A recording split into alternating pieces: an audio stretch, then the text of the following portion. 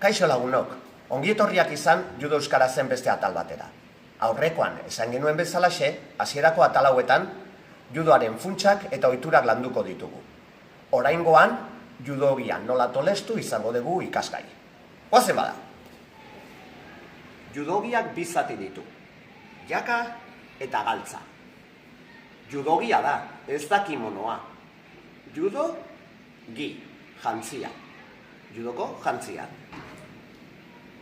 Lehenik, jaka tatamian ondo zabaldu.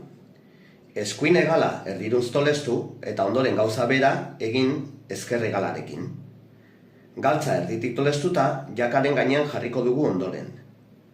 Honen bezez, judogiaren bi atalak bateratu ditugunean, eskuin zein ezker maukak erdiruntz tolestuko ditugu. Jarraian, berriz ere jaka barrurantz tolestuko dugu eskuin zein ezkerretik. Azkenik, beti gora tolestu, txukun utziz.